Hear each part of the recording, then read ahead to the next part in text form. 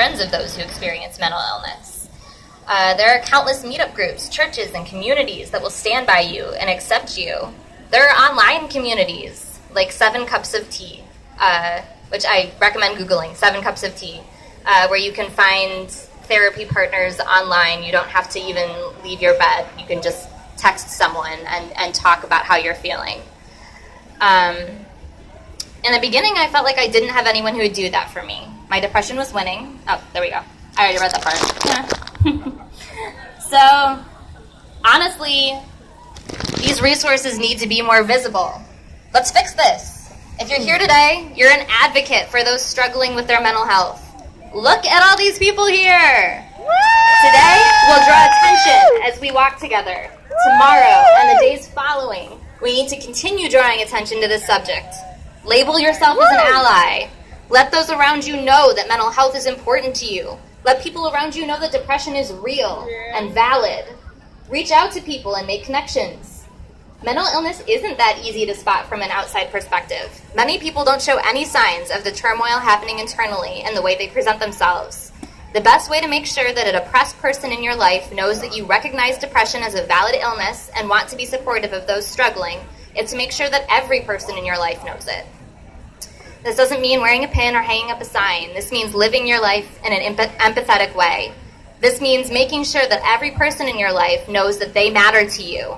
This means continually inviting your friends to events when they've stopped responding to invites, because it's important to signal to them that you'd like to see them. This means asking, no, but really, how are you? Do it before depression has convinced them to isolate. Establish yourself as a resource. Notice when they start pulling away from you. Friends did this for me, and it meant the world.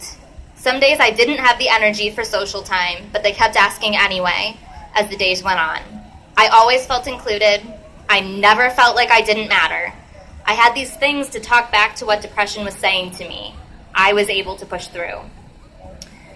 So I feel so lucky and so honored that I'm able to stand here today in front of all of you and talk about building community and lifting each other up. Honestly, my journey with depression is not over. My mental illnesses are definitely not regulated. I still have suicidal thoughts on a daily basis. I'm starting to learn that my life is worth living, even with all of the pain in it, but I definitely don't believe it 100% of the time. Struggling with mental illness and leading a meaningful life are not mutually exclusive. I can do both. You can do both. You are not alone. Look around you today. So many people have reached out to me over the last few months with words of encouragement. So many people support those of us who are struggling. I encourage you to speak out. Keep the conversation going. Make it obvious that mental health matters. Let's crush the stigma. Let's make mental health a more comfortable topic to talk about. Let's make being vulnerable admirable, because it is. It's not weak. Thank you for dedicating your time today. You can make a difference. All I did was tweet something that takes almost no energy, and you're actually out here walking early on a Saturday. Good for you. I personally appreciate you, and thank you for what you're doing today. Thank you. Thank you so much. Thank you, Madeline. You know, I think this is Madeline. Is this your first public speaking engagement like this? So let's give Madeline another round of applause, because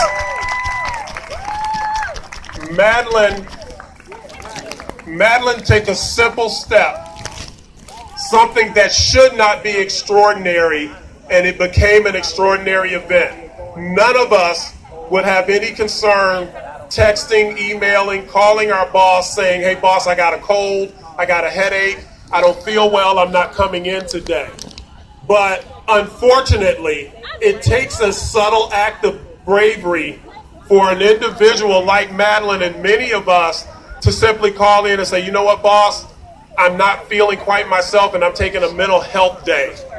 And it turns into a viral tweet. And hopefully next year, I'd like to have Madeline's boss here, because I think it's extraordinary that his response was what it was. Not only that it was encouraging to her, but it encouraged her to share with other employees. So, I can't say enough about her organization, and we need